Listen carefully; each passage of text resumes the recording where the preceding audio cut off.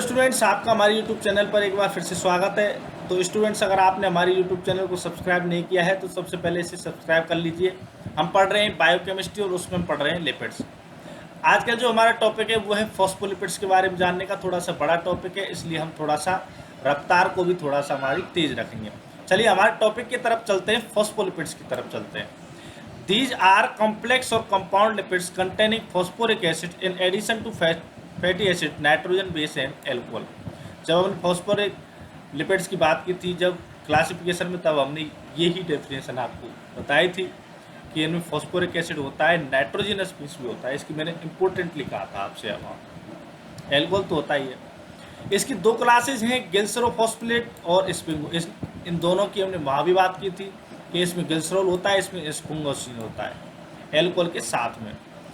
तो ये ग्लिसरोफॉस्फोलिपिड्स हो गए हैं और ये स्पिंगोफॉस्फोलिपिड, इनमें स्पिंगोसिन पाया जाता है ग्लिसरॉल की जगह। अब हम बात करते हैं ग्लिसरोफॉस्फोलिपिड्स की। तो ग्लिसरोफॉस्फोलिपिड्स हैं मेजर्स लिपिड्स हैं जो बायोलॉजिकल मेम्ब्रेन में पाए जाते हैं। दे कॉन्सिस्ट ऑफ ग्लिसरॉल 3-फॉस्फेट एस्टरीफाइड वाला होता है, C1 and C2 with fatty acids. ठीक है, usually C1 contains a saturated fatty acid and C2 contains an unsaturated fatty acid. इसके भी प्रकार हैं phosphatidic acid. This is the simplest phospholipid. It does not occur in good concentration in the tissue. ज़्यादा tissues में नहीं पाया जाता है। Basically phosphatidic acid is an intermediate in the synthesis of triacylglycerol in phospholipids. इनके synthesis में phosphatidic acid आपको मिलेगा, बीच में मिलेगा, ये टिश्यूज में आपको ज़्यादा नहीं मिलेगा। The other glycerophospholipids containing different nitrogenous base और other group may be regarded as derivative of phosphatidic acids. यानी पहले तो आपको ये फॉस्फेटाइडिक एसिड ही मिलेगा, जितने भी आपको आगे वाले मिल सकते हैं वो कैसे मिल सकते हैं, उनको आप कह सकते हैं कि ये फॉस्फेटाइडिक जो एसिड है उसका क्या है, डेराइव फॉर्म है। अगला जो है वो है लेसिथिन। इसका प्रकार है phosphatidyl choline. These are most abundant group of phospholipids in the cell membrane. सबसे ज़्यादा सेल मेम्ब्रेन में जो फॉस्फोलिपिड्स पाए जाते हैं वो कौन से होते हैं, लेसिथिन, जिनका और दूसरा नाम क्या है, फॉस्फेटाइडाइल कोलिन। अगर केमिकली लेसिथिन की बात करें तो ग्रीक वर्ड लेसिथोस होता है, जिसका मतलब होता है एगियो। Is a phosphatidic acid with choline. अगर फॉस्फेटाइडिक एसिड है उसके साथ में कोलिन है तो ये बन जाएगा एच बेस, नाइट्रोजनस बेस तो होना ही होना है। ठीक है, चलिए, तो ये क्या है, इसकी स्ट्रक्चर होगी लेसिथिन की। Phosphatidyl cholines represent the storage form of body's Colin.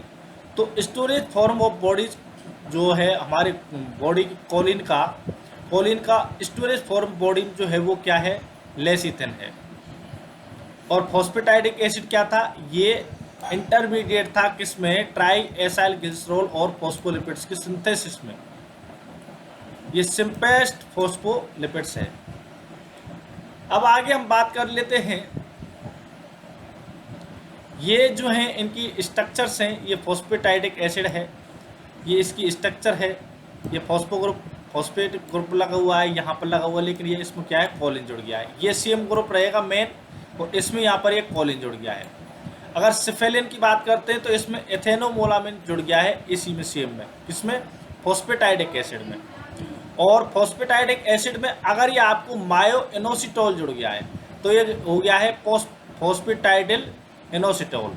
अगर फॉस्फेटाइडिक एसिड में ही अगर ये आपका सेरिन जुड़ गया है तो ये फॉस्फेटाइडिल सेरिन बन गया है। ठीक है, प्लाज्मा लोजन, अगर फॉस्फेटाइडिक एसिड में एथेनोलामिन जुड़ गया है तो ये क्या बन गया है, ये बन गया है आपका, लेकिन यहाँ पर एक थोड़ी सी स्ट्रक्चर में यहाँ पर भी और चेंजेस है। ठीक है, तो ये क्या हो गया है, प्लाज्मा लोजन। और हम बात करते हैं फॉस्फेटाइडिल ग्लिसरॉल जो है, ये पूरा जो है क्या है, ये फॉस्फेटाइडिल ग्लिसरॉल है यहाँ तक। और फिर इसमें जुड़ा है क्या है, ये वो पूरा का पूरा ये क्या है, फॉस्फेटाइडिल ग्लिसरॉल है। तो ये कार्डियोलिपिन जो होता है, क्या होता है, डाइफॉस्फेटाइडिल ग्लिसरॉल, यानी कि ये दो होते हैं, दो फॉस्फेटाइडिल ग्लिसरॉल जो होते हैं वो आपस में मिलकर के बनाते हैं कार्डियोलिपिन या डाइफॉस्फेटाइडिल ग्लिसरॉल। आगे बात समझ में, ठीक है। स्फिंगोमाइलिन किस प्रकार से बनता है? स्फिंगोमाइलिन बनता है, देखिए ये सेरेमाइड और स्फिंगोमाइसिन है। भाई स्फिंगो में हमने बात करनी है तो वहाँ पर स्फिंगोमाइसिन पाया जा रहा है, एक जगह पर आपको ग्लिसरॉल मिल रहा है, ठीक है। तो ये इस प्रकार से बना हुआ है, ये इसकी स्ट्रक्चर है और इसमें कॉलिन जुड़ गया है, स्फिंगोसिन में कॉलिन जुड़ गया है, तो ये क्या हो गया, स्फिंगोमाइलिन जुड़ गया है और सेरेमाइड, इनको मिला करके। तो ये क्या है, ये स्ट्रक्चर्स हैं फॉस्फोलिपिड्स की। इनको एक बार देख लेना आप, एक बार अगर फॉस्फेटाइडिक को बना लेते हैं तो और बाकी के बन जाएंगे।